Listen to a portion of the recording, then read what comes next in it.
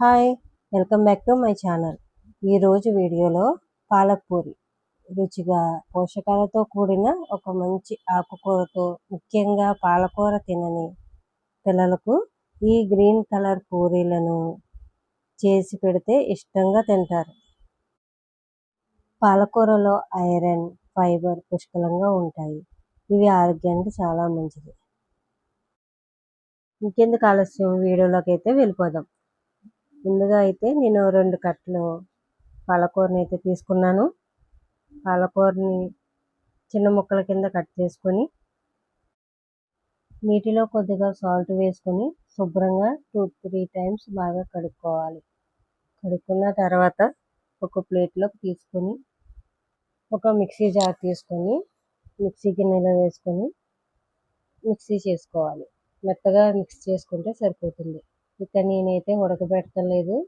నేనైతే ఉడకబెడితే పోషకాలు పోతాయంటారు కాబట్టి నేను పచ్చిదే మిక్స్ చేసుకుంటున్నాను. అది మీ ఆప్షనల్. ఒక ప్లేట్ తీసుకొని ఒక గిన్నెలో గోధుమ పిండి తీసుకుంటున్నాను. ఒక గిన్నెతో మైదా పిండి అయితే తీసుకుంటున్నాను. ఎందుకంటే ఈ రెండు మిక్స్ చేసుకొని పూరీలు అయితే చాలా సాఫ్ట్గా ఉంటాయి కాబట్టి రెండు మిక్స్ చేసుకొని తీసుకుంటున్నాను. ఇందులో కొద్దిగా సాల్ట్ వేసుకొని టేస్ట్కి సరిపోయేంత సాల్ట్ అయితే తీసుకోవాలి. పిండిని మొత్తం మిక్స్ చేసుకుంటూ సాల్ట్ అంతా కలిసేలాగా కలుపుకోవాలి. కలుపుకున్న తర్వాత మనం మిక్స్ చేసి పెట్టుకున్న పాలకూర మిక్సీని కొద్దిగా వేసుకుంటూ కలుపుకోవాలి. పాలకూరను మిక్స్ చేసి గోధుమ పిండిలో కలపడం వల్ల పూరీలు గ్రీన్ కలర్లో కనిపిస్తాయి కాబట్టి మంచి కలర్ఫుల్గా అయితే బాగుంటాయి. పిల్లలు కూడా చాలా ఇష్టంగా అయితే తింటారు. మొత్తం మనం చేసుకున్న మిశ్రమాన్ని అంతా వేసేసుకొని కలుపుతూ మనకి సరిపడేంత వేసుకుంటూ కలుపుకోవాలి. మిగిలిన వాటర్ కూడా మనం వేసేసుకొని కలుపుకోవాలి. మన పిండి క్వాంటిటీ బట్టి పాలకూరని అయితే తీసుకోవచ్చు.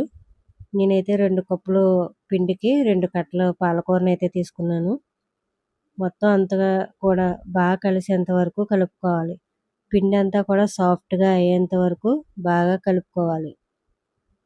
చూసారా ఈ విధంగా ఎంత సాఫ్ట్గా ఎంత బాగా వచ్చిందో ఈ విధంగా కలుపుకుంటే సరిపోతుంది.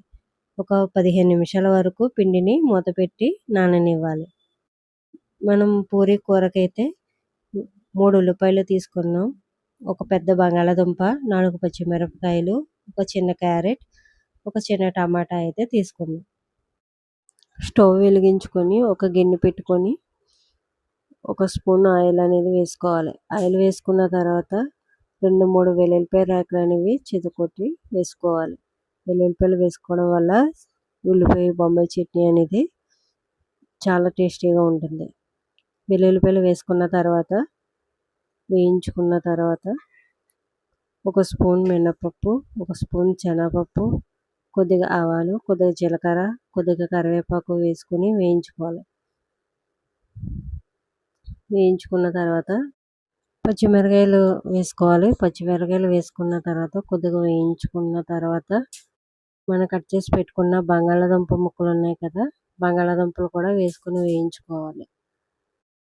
లైట్ బ్రౌన్ కలర్ వచ్చేంత వరకు వేయించుకుంటే సరిపోతుంది. వేగిన తర్వాత చిన్న ముక్కల కింద కట్ చేసుకున్న క్యారెట్ ముక్కలు ఉన్నాయి కదా, క్యారెట్ ముక్కలు కూడా వేసుకొని ఒక 5 మినిట్స్ అనేది వేయించుకోవాలి. అవి కొద్దిగా వేగిన తర్వాత టమాటా ముక్కలు కూడా వేసుకొని వేయించుకోవాలి. వేగిన తర్వాత ఉల్లిపాయ ముక్కలు ఉన్నాయి కదా, ఉల్లిపాయ ముక్కలు కూడా వేసుకొని వేయించుకోవాలి. ఉల్లిపాయలు మాడిపోకుండా లో ఫ్లేమ్లో పెట్టి వేయించుకోవాలి. ఉల్లిపాయలు బాగా మగ్గనిస్తే కర్రీ అనేది చాలా బాగుంటుంది. ఇప్పుడు ఉల్లిపాయలు మగ్గడానికి మనం సాల్ట్ అనేది వేసుకుంటే ఉల్లిపాయలు బాగా మగ్గుతాయి కాబట్టి సాల్ట్ అనేది టేస్ట్ తగ్గగా చూసుకొని కొద్దిగా వేసుకోవాలి. వేసుకున్న తర్వాత ఒక 5 మినిట్స్ వరకు కలుపుకొని మూత పెట్టి మగ్గనివ్వాలి. మూత పెట్టి మగ్గిన తర్వాత ఒక లైట్ బ్రౌన్ కలర్ వచ్చేంత వరకు వేయించుకొని తర్వాత ఒక గ్లాస్ ఆఫ్ వాటర్ అనేది వేసుకోవాలి. చూసారా ఈ విధంగా మగ్గితే సరిపోతుంది. ఇప్పుడు మనం వాటర్ అనేది యాడ్ చేసుకోవచ్చు. ఒక గ్లాస్ వాటర్ అనేది యాడ్ చేసుకోవాలి. యాడ్ చేసుకున్న తర్వాత బాగా మిశ్రమాన్ని బాగా కలుపుకొని మూత పెట్టుకొని ఒక 5 to 10 మినిట్స్ వరకు ఉల్లిపాయలు అనేది ఉడకనివ్వాలి. ఉడికిన తర్వాత కొద్దిగా పసుపు యాడ్ చేసుకొని బాగా కలుపుకోవాలి. బాగా కలుపుకున్న తర్వాత ఒక 5 మినిట్స్ వరకు మూత పెట్టి ఉడకనివ్వాలి. ఈలోగా మనం కొద్దిగా శనగపిండి 2 స్పూన్స్ శనగపిండి అనేది తీసుకొని వాటర్ కొద్దిగా యాడ్ చేసుకుంటూ ఉండలు లేకుండా మనం కలుపుకొని పక్కన ఉంచుకోవాలి. చూసారా, ఇక్కడ చూపిస్తున్నట్టుగా కలుపుకుంటే సరిపోతుంది. మన ఉల్లిపాయ ముక్కల వాటర్ అనేది బాగా ఇంకిపోయినాయి కాబట్టి ఈసారి మనం కలుపుకున్న శనగపిండి మిశ్రమాన్ని అయితే ఇందులో వేసేసుకోవచ్చు. వేసేసుకొని ఒకసారి బాగా కలుపుకోవాలి. అదే గిన్నెతో మళ్ళీ వాటర్ అనేది యాడ్ చేసుకోవాలి. వాటర్ అనేది యాడ్ చేసుకుంటే సరిపోతుంది. మనం లో ఫ్లేమ్లో అయితే పెట్టి చేసుకోవాలి.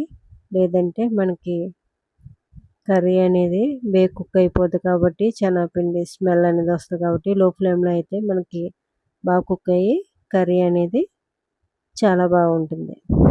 ఒకసారి టేస్ట్కి తగ్గగా సాల్ట్ అనేది సరిపోయిందో లేదో చూసుకొని సాల్ట్ అనేది అడ్జస్ట్ చేసుకోవాలి. ఇప్పుడు 5 to 10 మినిట్స్ వరకు లో ఫ్లేమ్లో పెట్టుకొని అలా మగ్గనివ్వాలి. అంతేనండి, కర్రీ అయిపోయినట్టే. ఇప్పుడు స్టవ్ మీద ఒక కడాయి పెట్టుకొని మన డీప్ ఫ్రైకి పూరీలు వేయించుకోవడానికి డీప్ ఫ్రైకి సరిపోయేంత ఆయిల్ అనేది వేసుకోవాలి. వేసుకున్న తర్వాత మనం మీడియం ఫ్లేమ్లో పెట్టుకొని ఆయిల్ అనేది హీట్ చేసుకోవాలి. మనం వేడెక్కిందా లేదని చిన్న అడ్జస్ట్ చేసుకుంటే సరిపోతుంది. ఈలోగా మనం పూరీ పిండిని చిన్న ఉండల కింద చేసుకొని ఏ సైజు చేసుకోవాలనుకున్నామో ఆ సైజు బట్టి మనం ఉండలు అనేది చేసుకోవాలి. మొత్తం ఉండలన్నీ చేసుకొని పక్కన పెట్టుకోవాలి. మొత్తం ఉండలన్నీ చేసుకున్న తర్వాత 1 by 1 పిండిలో ప్రెస్ చేసుకుంటూ ఇటు అటు కూడా మనకి పిండి అనేది అంటుకోకుండా పూరీలు అనేవి ప్రెస్ చేస్తూ చేసుకోవాలి. పూరీ అనేది ఎప్పుడు కూడా పూరీలు అనేది గట్టిగా ప్రెస్ చేస్తూ చేసుకోకూడదు. లైట్గా ప్రెస్ చేస్తేనే మనకు పూరీలు అనేవి బాగా పొంగుతాయి కాబట్టి లైట్గా ప్రెస్ చేసుకుంటూ చేసుకోవాలి.